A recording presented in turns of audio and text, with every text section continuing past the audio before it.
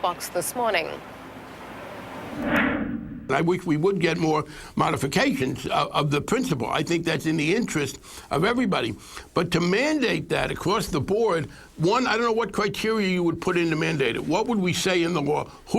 What level of distress qualifies you? How do we prevent you from sort of getting yourself into distress? If it's voluntary, you can control that better. So no, I do not favor that. So what is the best way to slow the rate of foreclosures and mortgage defaults? Well, joining me now to discuss is Fred Glick, president of U.S. Loans Mortgage and U.S. Spaces, and Chris Thornburg, principal at Beacon Economics. Thanks very much for your time, Fred. I'm wondering why you don't think that reducing the principal is the best way to reduce defaults.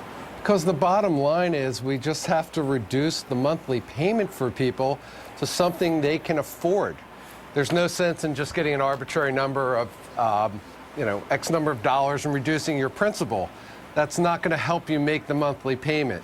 I'm all for just people getting a good payment that they can cover themselves. We can stop foreclosures, and maybe we tack the principal on or deferred interest, which is commonly known as negative amortization, onto the back of their loan. In 10, 15 years from now, when people sell, the banks could be made whole, as opposed to just cutting it off right now. There's no sense in them losing money. Chris, lowering the monthly payments, as Fred says, or reducing the principal, which way do you think is the best? Obviously, if you really want to stop someone from getting foreclosed on, you have to reduce the principal.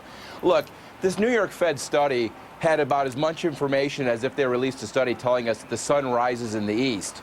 It's obvious that being underwater is one of the primary determinants of foreclosures.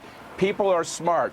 They understand that even if you reduce their principal, they're not really out of the woods, and in the long run, their credit score is going to heal faster than their equity.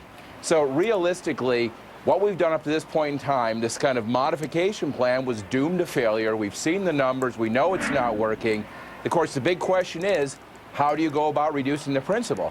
As Barney Frank said, that's a very difficult decision to have to make.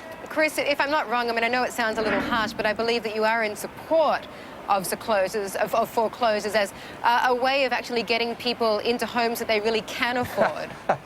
Well, let's put it this way. I'm not for it. That says like somehow or other I'm a proponent of foreclosures. My point is realistically, it's very hard to pick out who's going to get the principal reductions and who's not. And so from that perspective, I'm all for just trying to heal the system as fast as possible. My plan would basically have two parts. One would be to speed the foreclosure process, and two would be to allow people who have one foreclosure but an otherwise clean credit record to go out and get a conventional mortgage to buy a new home. For me, this would try to just clear the system and allow the housing market to stabilize and move forward again at a normal pace. Fred, would you agree with those measures to try and heal the market, if you like? Chris makes some good points. The problem is we need jobs so that we can get buyers, so that people can buy these foreclosed houses. Or what do? Do we tear them down? There's some places in this country where the inventory is insane. That's the problem. So we have to go to the root of it, I think. Create the jobs. I've been pushing for something where I'm saying let's do a refinance for somebody who has good income and good credit without an appraisal. Create the jobs, but that can take a long time. It's not like we snap I'm kind of going fingers and backwards. create jobs. If we're able to refinance people who are underwater a little bit and have 780 credit scores and good income, and they're paying 7.5, and they could be paying 5.5, where they can put $200 a month back into the economy, multiply it by the number of people who are able to do that, that's going to help spur an economy a little bit. But it's still, the inventory is just insane in some places. Yeah, Chris, I was actually talking to someone earlier today who was saying that they wanted to relocate to another state, but every time they check, almost every day, it seems as if the housing prices are just going down, down, down. So obviously, why would you buy today if you can get it cheaper next week? When is the housing market going to hit bottom? Well, we've already seen prices hit bottom, come up a little bit, largely due to government policy. Realistically, prices have gotten to a level which makes sense again. And so from that perspective, people can start to move back into the market, and we've seen an increase in sales. So we've already moved through that part of the cycle. And let me respond to one thing.